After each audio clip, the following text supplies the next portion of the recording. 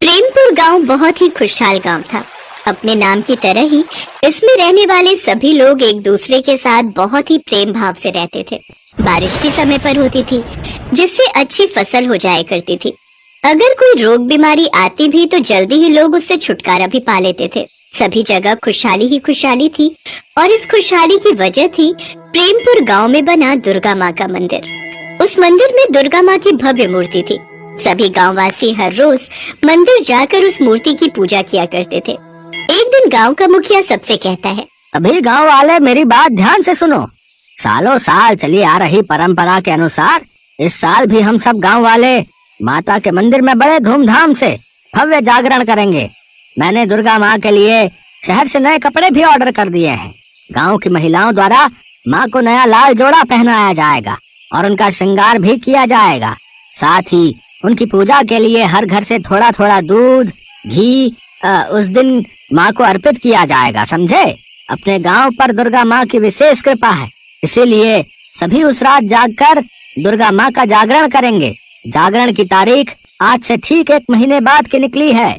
आप चिंता मत कीजिए मुखिया जी, हर साल की तरह इस साल भी हम माता का जगराता बड़े धूमधाम से करेंगे। सभी गांववासी जागरण वाले दिन का बड़ी बेसब्री से इंतजार कर रहे थे। लेकिन जागरण से ठीक 20 दिन पहले की बात है। आधी रात का समय था। तभी गांव की रहने वाली सबसे बुजुर्ग महिला सावित्री काकी अपने हाथ से ढोल पीटती हुई और चिल्लाती हुई घर से बाहर आई। गांव वालों, जल्दी बाहर आओ, बहुत बड़ा अनर्थ हो गया है। अरे जल्दी बाहर आओ।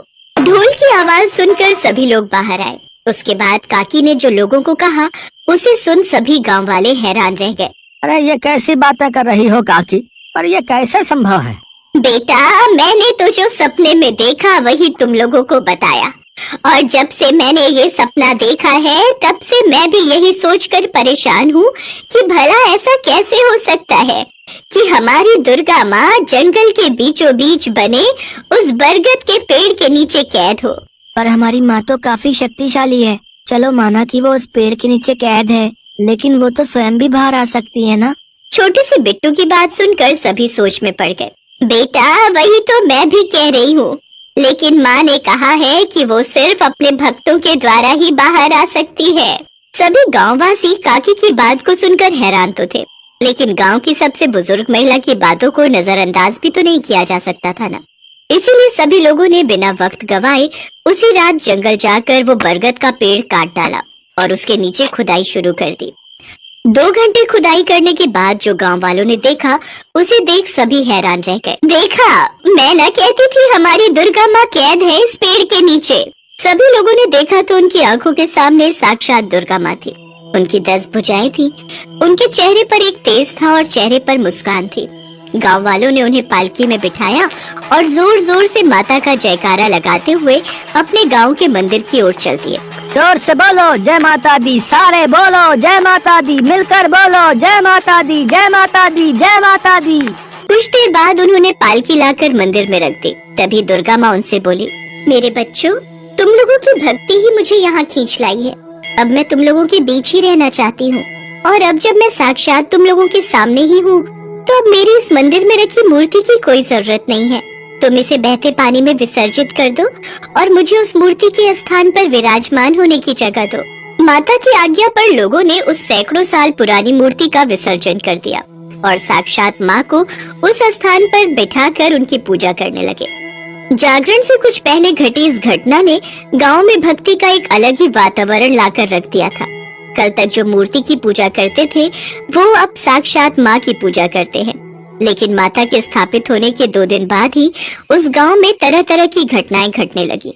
लोगों के बीच प्रेम भाव खत्म होने लगा, घरों में चोरियां होने लगी, बुजुर्गों का अपमान होने लगा। सुनो जी, बहुत कर लिया मैंने तुम्हारे बूढ़े माँ बाप की सेवा, अब बस और सेवा पानी नहीं होती मुझसे। या तो तुम उन्हें कहीं छोड़ाओ, नहीं तो मैं तुम्हें छोड़कर जा रही हूँ। अरे तू क्या, मैं खुद इन बुड्ढों से परेशान हो चुका हूँ। अभी मैं उन्हें बाहर का रास्ता दिखाता हूँ। बिरजू अपने कमरे से बाहर जाता है और अपने बूढ़े माँ बाप को धक्के मारकर बाहर निकालने की कोशिश करता है। चलो निकलो अब यहाँ से। बेटा, कुछ तो हम पर रहम खा। अपने बूढ़े माँ बाप को कौन इस उम्र में घर से बाहर निकालता है? बेटा, बाहर तो बहुत तेज बारिश हो रही है। आधी रात को हम इस बारिश में कहाँ जाएंगे? हमें कल सुबह तक का वक्त दे दो, सुबह होते ही हम चले जाएंगे। अजी, ये सब तो इन बुड्ढों का बहाना है। मैं कहती हूँ निकालो इनको लात मार कर बाहर। ये सिर्फ एक घर की कहानी नहीं थी, बल्कि हर घर में यही चल रहा था। भाई भाई से लड़ रहा था और बहन बहन से। औरतों के साथ जबरदस्ती की जा रही थी। लोगों के खेतों में आग लगकर उनकी सारी फसल खराब हो रही थी।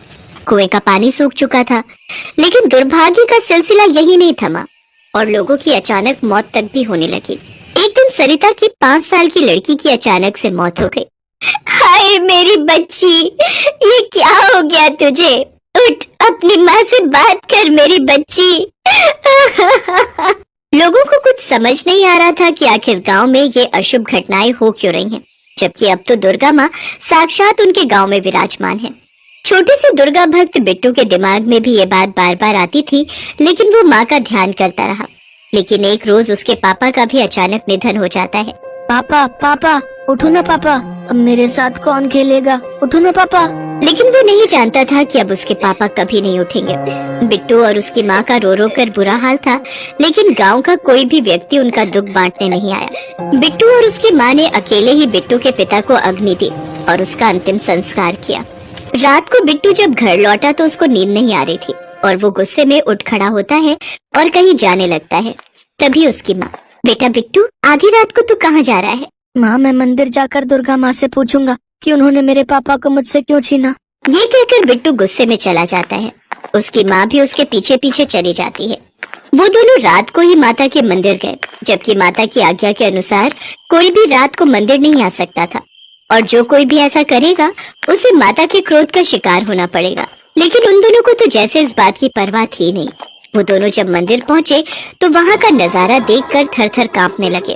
वहाँ माता तो थी ही नहीं, बल्कि एक भयानक राक्षसी थी। उसके 5 हाथ और 3 सर थे। उसका शरीर भयानक काले रंग का था और बड़े बड़े नुकीले दांत थे। उनको देख राक्षसी बोली, कौन हो तुम और इस वक्त यहाँ क्यों आए हो? पहले आप बताइए, आप कौन है और हमारी दुर्गा माँ कहाँ है? दुर्गा माँ? मैं ही हूँ तुम्हारी दुर्गा माँ। अब करो मेरी जय जयकार। वो राक्षसी ताड़का थी। सभी दुर्गा माँ की पूजा करते थे। इस बात से वो बहुत चिढ़ती थी। वो चाहती थी कि दुर्गा माँ की तरह लोग उसकी भी पूजा करें। उसने तंत्र मंत्र की विद्या से कई काली शक्तियाँ हासिल कर रखी थी। उसने अपनी शक्तियों से सावित्री काकी के शरीर में प्रवेश किया और लोगों से झूठ कहा कि माता बरगद के पेड़ के नीचे कैद है। उसने ही ये सारी माया रची थी और वही उस पेड़ के नीचे कैद थी। अब मैं इस गांव की माता हूँ और अब तुम सब सिर्फ मेरी ही जय जयकार करोगे। ये सब मेरी ही रची हुई माया थी, जिसमें तुम सब बेवकूफ फंस गए। बिट्टू और उसकी माँ ने जल्दी से अपनी आंखें बंद की और दुर्गा माँ का ध्यान करने लगे। तभी वहाँ जोरदार बिजली कड़की और साक्षात दुर्गा माँ प्रकट हुई। दुर्गा माँ, आप जय दुर्गा माँ, जय दुर्गा माँ। जय माँ दुर्गा। अच्छा, तो तू यहाँ भी आ गई। चल, अब जैसे मैंने तेरी मूर्ति का विसर्जन किया, वैसे ही अब तेरा भी खात्मा कर देती हूँ। ये कहकर उसने अपनी मायावी शक्ति से एक तलवार प्रकट की और दुर्गा माँ की तरफ फेंक दी। लेकिन दुर्गा माँ ने अपने त्रिशूल से उस पर वार किया, जिससे उसके शरीर के हजारों टुकड़े हो गए और उसकी मौत हो गई। ए माँ, तुमने हमारे गाँव को अपनी कृपा से क्यों वंचित कर दिया? लौट आओ माँ, लौट आओ। बेटे, अब मैं फिर से यहीं रहूंगी और इस गांव को छोड़कर कहीं नहीं जाऊंगी। जहाँ तुम जैसे भक्त हो, मैं उस गांव को नहीं छोड़ सकती। ये कहकर माँ ने अपना दाहिना हाथ उठाया और उससे एक तेज उत्पन्न हुआ। उस तेज से गांव फिर पहले जैसा हो गया। लोग प्यार से रहने लगे। कुओं में पानी भर आया, खेतों में फसलें उगाई और यहाँ तक कि इन दिनों जिनकी मृत्यु हुई थी वो लोग जीवित हो उठे। माँ की महिमा देख सभी गांव वालों ने माँ के नाम के जयकारे लगाए और बड़े धूमधाम से दुर्गा माँ के लिए जागरण किया। मुझे उस पुराने मंदिर का वो खजाना चाहिए किसी भी हाल में, पर देवी दुर्गा का वो त्रिशूल उस खजाने की रक्षा कर रहा है। तो मालिक, उस त्रिशूल को हटा दीजिए। आपके लिए ये कौन सा मुश्किल काम है? वही तो मेरे लिए मुश्किल है। मुझे उस त्रिशूल को हटाने के लिए किसी शरीफ और ईमानदार व्यक्ति को ढूंढना होगा। इसके लिए मुझे प्रीतम नगर जाना होगा। तुम प्रीतम नगर का चप्पा चप्पा छान लो और जहाँ भी दिखे कि कोई व्यक्ति बिना किसी स्वार्थ के किसी दूसरे व्यक्ति की मदद कर रहा है तो समझ जाना कि वो बहुत ही शरीफ और दयालु और ईमानदार है। आकर ये खबर मुझे दो। जादूगर कपाली बहुत ही बुरी प्रवृत्ति का था। उसे माँ दुर्गा के पुराने मंदिर का खजाना चाहिए था जो मीलों दूर था, जहाँ पर कोई भी आता जाता नहीं था। जादूगर कपाली अपने चेले को ऐसे ही व्यक्ति की तलाश में भेजता है। मालिक ने पता नहीं किस काम में लगा दिया। अब मैं ऐसा व्यक्ति कहाँ ढूंढूं? यहाँ बाजार में तो बहुत लोग नजर आ रहे हैं। जय दुर्गा मैया की बाबा। जय दुर्गा मैया की शिवा बेटा, मंदिर जा रहे हो क्या? हाँ बाबा, अपनी माँ दुर्गा को जब तक मिल ना लूं मेरा दिन शुरू ही नहीं हो सकता। जय दुर्गा मैया की अम्मा। जय दुर्गा मैया की शिवा बेटा। अम्मा संभल कर, लाओ ये गठरी मुझे दो, मैं घर तक छोड़ देता हूँ। जीते रहे मेरे बच्चे, तू कितना सयाना है। हमारे गांव की शान है तू। जब देखो किसी ना किसी की मदद को लगा रहता है। अब तू मुझे घर तक छोड़ेगा तो मंदिर को देर नहीं हो जाएगी। कोई बात नहीं अम्मा, मैं ये गठरी आपके घर पर रखता हुआ मंदिर चला जाऊंगा। आप धीरे धीरे घर पहुँचो। ये लड़का बहुत काम का है, मालिक को जाकर इसके बारे में बताऊंगा। पहले इसके बारे में जान लेता हूँ। अरे सुनो भैया, ये लड़का जो अभी यहाँ से गया है, ये कौन है? ये शिवा है। माँ तो बचपन में ही गुजर गई थी। अपने बूढ़े पिता के साथ यहीं पास में ही रहता है। बहुत अच्छा लड़का है, हमेशा सबकी मदद करता है। माँ दुर्गा का परम भक्त है ये। जल्दी से मालिक के पास पहुँचता हूँ, मेरा काम तो हो गया। चेला जादूगर कपाली के पास पहुँचता है और उसे शिवा के बारे में सारी खबर देता है। बहुत बढ़िया किया, अब ये शिवा ही मुझे खजाने तक पहुँचाएगा। जादूगर कपाली प्रीतम नगर पहुँचता है और शिवा के घर का पता ढूंढकर उसके घर जाता है। अच्छा, तो अब शिवा के दूर के मामा लगते हैं। बहुत खुशी हुई आपसे मिलकर। मुझे गायत्री ने एक बार जिक्र तो किया था कि उसके एक भाई दूर रहते हैं। तभी तो मैं गायत्री बहन की शादी में पहुंच नहीं पाया था। अब इतनी दूर से आने में कई महीनों गुजर जाते हैं। मैं तो गायत्री बहन से मिलने आया था, पर गायत्री के देहांत के बारे में सुना तो बड़ा दुख हुआ। शिव 4 साल का था तो गायत्री बीमारी से इस दुनिया को छोड़कर चली गई। तब से शिवा को मैं माँ और पिता दोनों बनकर पाल रहा हूँ। अब आप शिवा की कोई चिंता मत करो। मेरा कारोबार दूर तक फैला हुआ है, इसीलिए मैं शिवा को लेने आया हूँ। मेरे साथ व्यापार करेगा तो खूब पैसे कमाएगा। ये तो बहुत अच्छी बात है। अपने मामा के पास रुककर शिवा काम धंधा करेगा तो इससे बड़ी और क्या बात होगी। शिवा भी आ गया। बापू, ये माँ दुर्गा के मंदिर का प्रसाद। ला बेटा दे, इन्हें भी प्रसाद दे बेटा। प्रसाद? कोई नहीं, मैं बाद में ले लूंगा। अभी थोड़ा पान वगैरह ले लूँ। मैंने आपको पहचाना नहीं। आप कौन हैं? शिवा बेटा, ये तेरे मामा जी हैं, गायत्री के चचेरे भाई हैं। तुझे अपने साथ लेने आए हैं। इन्हें कारोबार में मदद के लिए किसी अपने की जरूरत थी और इनकी अपनी कोई औलाद नहीं है, इसलिए ये चाहते हैं तो इनका कारोबार संभाल ले। पर बापू, मैं आपको अकेला छोड़कर नहीं जा सकता। यहाँ आप मेरे बिना कैसे रहोगे? अरे तू कभी कभी बीच में मुझसे मिलने आ जाया करना, पर यह अच्छा मौका हाथ से मत गवा बेटा। यहाँ भी तो तेरे पास कोई काम नहीं है, वहाँ तुझे बसा बसाया काम मिल जाएगा। आगे फिर गृहस्थी भी तो बनानी है ना। शिवा बेटा, तुम एक बार मेरे साथ चलकर तो देखो, वहाँ तुम्हें बहुत अच्छा लगेगा। मैं तुम्हें अपना बेटा बनाकर रखूंगा। जादूगर कपाली की मीठी मीठी बातों में फंसकर शिवा का पिता उसे भेज देता है। जादूगर कपाली शिवा को जंगलों, पहाड़ों, झरनों के रास्ते घोड़े पर ले जा रहा था। एक घोड़े पर कपाली बैठा था और एक घोड़े पर शिवा। मामा जी, आपकी नगरी तो बहुत दूर है। ये तो काफी बियाबान जंगल के रास्ते हैं। भांजे, बस थोड़ी दूर ही और जाना है। नगरी यहाँ से कुछ कोस की दूरी पर है। अरे याद आया, यहाँ पास में ही माँ दुर्गा का एक बहुत ही सुंदर पुराना मंदिर है और तुम माँ दुर्गा के परम भक्त हो। अगर चाहो तो हम वहाँ दर्शन करके फिर आगे का रास्ता तय कर सकते हैं। माँ दुर्गा का मंदिर? हाँ मामा जी, माँ दुर्गा के मंदिर में तो मैं दर्शन जरूर करूँगा। कहाँ पर है मंदिर? मामा जी, मुझे वहाँ ले चलिए। कपाली शिवा को मंदिर में लेकर जाता है। जय माँ दुर्गा।